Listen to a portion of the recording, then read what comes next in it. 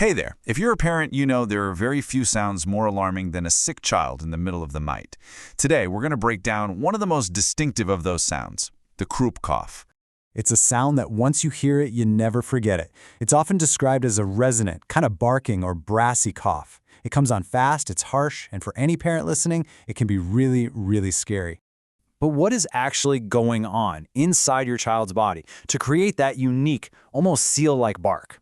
Okay, let's dive into it. So before we get into what you should do, let's get on the same page about what croup actually is. So here's the thing about croup. It's not really a single disease. It's what doctors call a symptom complex. Basically, it's a collection of signs that all point to one main problem: swelling and blockage right around the larynx, the voice box. And that inflammation is what causes that classic trio of symptoms: hoarseness, that infamous barking cough, and of course, trouble breathing. Now, croup tends to pick on a very specific age group. It mostly affects little ones, usually between 6 months and 3 years old. And the reason for that is pretty simple. Their airways are just so much smaller, so even a tiny bit of swelling can cause a really significant blockage. That's why you almost never see it in kids older than 6.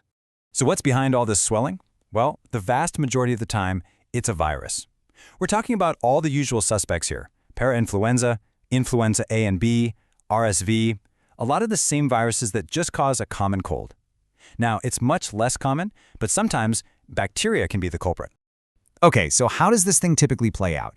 Let's walk through the progression of the symptoms, from the very first signs to the more serious ones you really need to be watching for.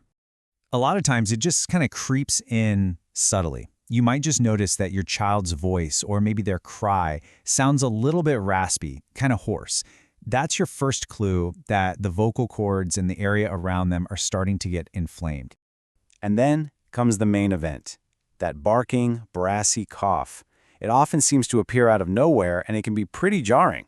A really common story is a child goes to bed with just a little sniffle and then wakes everyone up in the middle of the night with this sudden, loud barking cough. So what's physically happening here? If you look at this diagram of the airway, you can see that croup makes the trachea get all inflamed and swollen. This literally makes the tunnel for air to pass through much, much narrower. So when a child breathes in through this tight space, it can create a high-pitched whistling sound. That specific sound has a name. It's called stridor. Croup doesn't just show up randomly. It almost always follows a regular upper respiratory infection. A runny nose, maybe a low-grade fever. As that airway gets narrower, you might start to see them breathing harder. You gotta look for something called suprasternal retractions. That's when the skin at the base of the neck actually sucks inward with each breath. That is a crystal clear sign they are working much harder than they should be to get air. Okay, so you've identified the signs. That cough is unmistakable. Now what? What can you actually do? This next part is all about the practical steps you can take to manage a mild case of croup right at home. Okay, this is the most crucial point right here.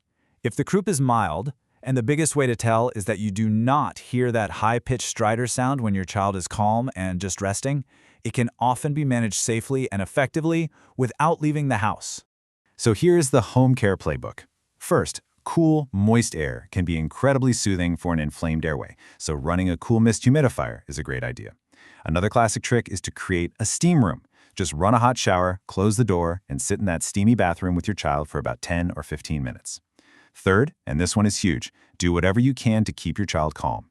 Crying and getting upset actually makes the swelling and breathing difficulty worse. And finally, keep pushing fluids to make sure they stay hydrated. But home care isn't always enough, and it is absolutely vital to know when it's time to stop what you're doing and get professional medical help. Let's go over the critical red flags.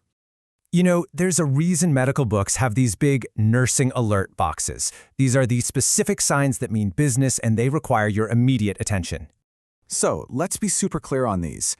If breathing becomes visibly difficult, or if you hear that respiratory stridor, even when your child is calm and at rest, that's your signal to act. Also, if their sore throat is so bad they can't swallow or drink, or if they start to develop severe pain in their abdomen, it is time to get a medical evaluation. And why is getting help so important? Because in a medical setting, the #1 goal is exactly this: to maintain the airway and make sure there's adequate respiratory exchange. It is all about making sure that airway stays open so your child can breathe effectively, period. Just understanding what croup is, that's a huge first step. But actually having a plan for both home care and for knowing exactly when to seek help, that can make all the difference during a very stressful night. So, now that you know the signs, what's your plan to stay calm and be prepared?